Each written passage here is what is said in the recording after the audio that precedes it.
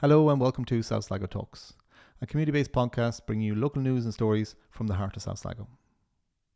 This week we'll be talking about the St. Patrick's Day parades, the times, the routes and some other local news.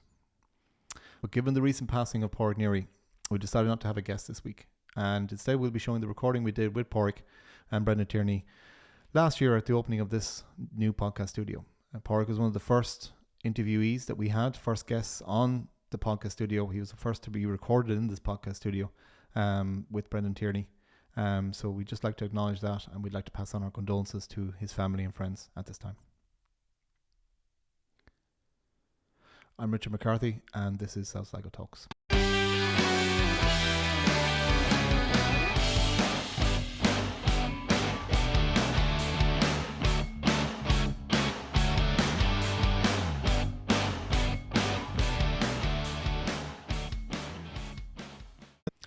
So this Friday is St. Patrick's Day, and there are several parades happening around the county.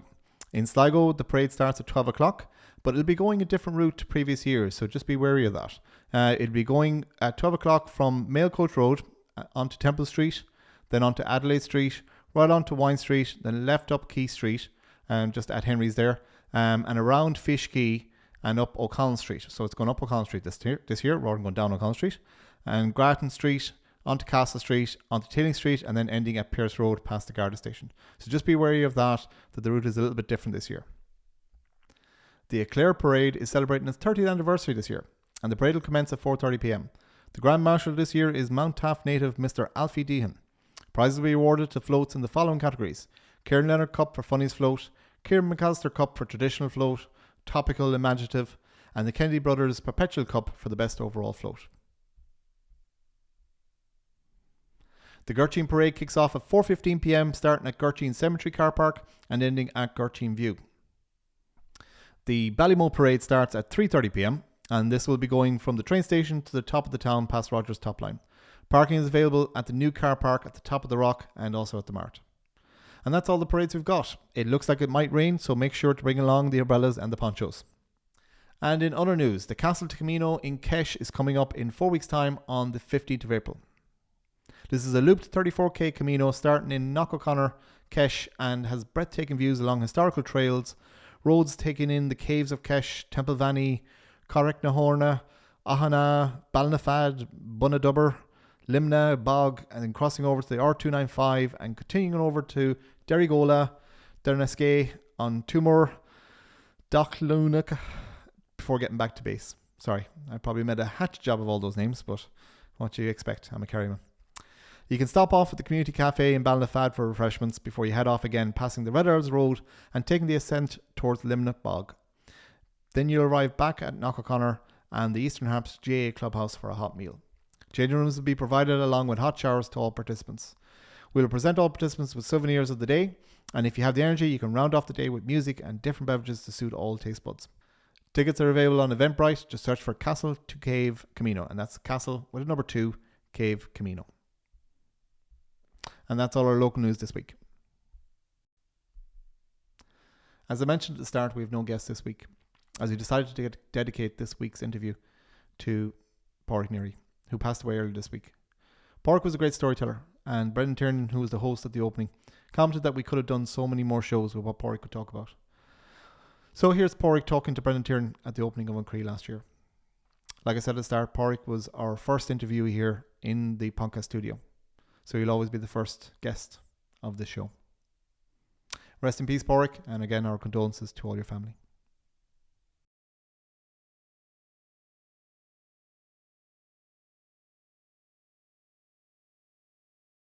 How other people fall into them, totally accidentally. When I finished in secondary school, 1962, I was looking for a temporary summer job. So just at random, I tried this place. It looked like an office. Okay, so, just walked up to the building like? Or did you know what you wanted to do or what it was doing? Not a clue. I had a clue what tool making was at the time. Okay. As most people don't have a clue what tool making is yet. Yeah, true. But just to put it in context, tool making is the section of industry that designs and manufactures the equipment that makes everything else that we have. So it's It's not hammers and screwdrivers only, so it's much more than that. So that's what I thought when I came in. Hammers, chisels, Yeah. tool makers, that's what they do. But I took it as a temporary job, sort of got enthralled by it and stayed with it for the rest of my life. Rest of your life. So this particular building here where we are was on the big development of tooling age in the 1969, 68, 69. And this was the new drawing office.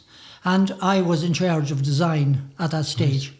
And was the first tenant, if that's the word to put, in this particular building. So that's why the building has a special, I have a special regard for it. Yeah. So when I started to design for tool making, we didn't have such luxuries as a calculator. Okay. I mean, we did all calculations longhand. Oof.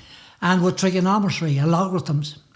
So I remember the first calculator coming in, one that could add, subtract, multiply and divide, and it went round on a trolley. It was that big? So big. Wow. So towards the end of 69, there were some changes in tooling gauge, and I moved to actually another company in Sligo called Hanson's, one of the first American companies to actually establish here. Okay. They made weighing scales. And I started there as a designer of weighing scales and purchaser of the equipment to make them. And then, again, by a slight accident, I became manager of it. I managed it for 8 years. At that stage, I began to become aware of a new development in tool making and design and all that type of thing, which was the computer. It was making some changes. I remember seeing the first version at an exhibition in Earl's Court in London. About 1981, and I got hooked on it. I thought, this is the future.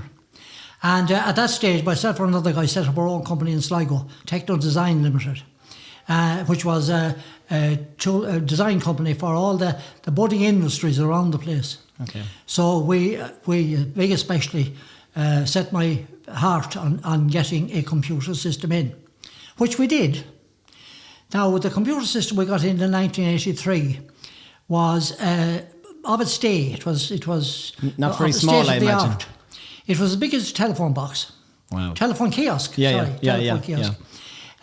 It had 2 megabytes of RAM and 16 megabytes of memory. That's about what you'd expect in your toothbrush. Yeah. But it cost the princely figure of £247,000 in 1983. Wow. So we got it in and we found it was disastrous because there was no software. Computer without software is of very little help. Yeah. So there was none available anywhere. So we decided we'd try and write some of our own. And over the next 17 years, we actually had a wonderful adventure. We wrote extraordinary software. Wow. We would compare ourselves with Steve Jobs and what Apple were doing and that type of thing. Because Steve Jobs actually, he always considered himself a toolmaker to the world. Right. And see what he achieved. Yeah. Well, actually, we achieved wonderful things as well. The only problem was we didn't have the finance to keep them going. That he had. But you obviously had a lot of finance to get that computer. That was amazing money for the first time. It was a lot of talk. We convinced a lot of people to invest in us. Yeah. Which they all regretted greatly afterwards, not seeing the potential. But even then I saw the potential for computerisation. And we did extraordinary stuff for a very small operation. But nobody knew what we were doing. Yeah. And nobody would believe us that this was the way of the future. Yeah. And then we had, of course, the crash, the computer crash of the late 90s. And then nobody would touch us. So we had to pack it up about 2000.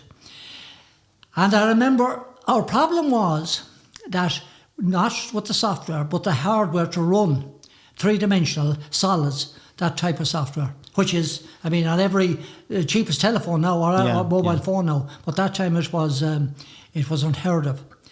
I remember the first time I saw the film Toy Story, which I think was the first Disney film to be done on computerisation. All right. Okay. I said, at last, that's the type of hardware we needed. Unfortunately, that was about 2005.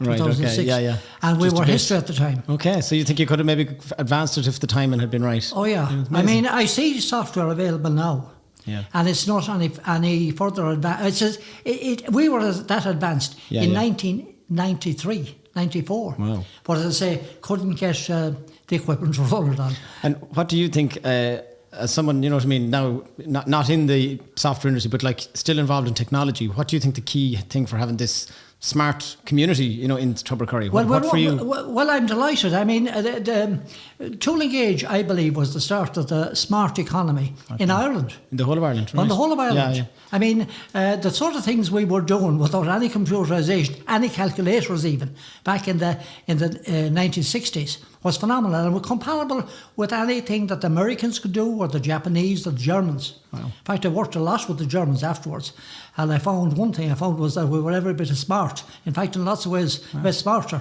than most people in that respect. Yeah. And it was strange because we were straight, you could say, from the bog into the a lot of good things come from the bog too. But it was amazing how the guys, and it was, as I say, mostly guys in the tool making, and still is, believe it or not, how they adapted and how proficient and how good they became. Yeah. As I say, we could compare with anyone in the world. And away from your tool making now, you're a poet, playwright, and do you see you using this facility in some capacity in that world? Well, I don't know. Maybe you've put something in my mind. Maybe I could record something. But one thing I found out why poets all look so miserable. If they have to live on their earnings from poetry, they're in dire straits. Yes, that's my finding anyway. But again, I think this hub here is a creative hub as much as anything else, and whether there's the next poet, playwright coming along, we'll have the room for them to come in and use it. The other thing, actually, of course, is we're only now beginning to react to what computerisation has done. I mean, one of the big things that we have never taken really into account is how we're going to employ people, because we won't need nearly as many people. I mean, we know of the in the industry and so forth, how many people have been replaced. Yeah. It's going to happen in what I would call the information areas as well. You know, all there's so much work done on computerisation now. They knew when the computers, as they get stronger, they won't talk to people, they'll talk to each other. And do you think the technology has gone a bit too far? No. Where's the happy medium, or what's your position? It's wonderful if we adapt. Adapt, right. But the one thing we have to do, we never had so much wealth in the world. And unfortunately what is happening is computerisation is concentrating that wealth in even fewer hands. True. And we're not actually preparing to give people, they have a much better living, they have very good living available now. Yeah. But it's a living that is not based in entitlement. Okay. I mean, we have to give a situation where people are entitled to an income. Now, I read something on this week's papers, actually, where someone is talking about an entitlement income in Ireland at the moment. Yeah. That's music to my ears. Okay. Because we're going to have to do that. We have more wealth than the world than was ever imaginable before. We can do greater things than the magic of fairy tales could do with computerisation. But we're not adapting. We are excluding people. We are actually making people dependent on the credit card, dependent on borrowed money. The money shouldn't be borrowed. I mean, we should have a situation now where we have the ability. The wealth should belong to a lot more people. I gather in the United States, about 2% of the population own 98% of the wealth. Oh, well, believe it. Now, well, hopefully smart communities and smart hubs like this can get the next. And that's it for this week. Thank you for tuning in. We do hope you liked the show. If you have any comments or anything, you can contact us on our Facebook page, send us a message. You can also like and subscribe to the YouTube channel where the episodes are stored. And we'll also be putting out an audio version on Spotify and Anchor FM. So if you like to listen in to previous episodes, please go pay them a visit. We'll see you next week.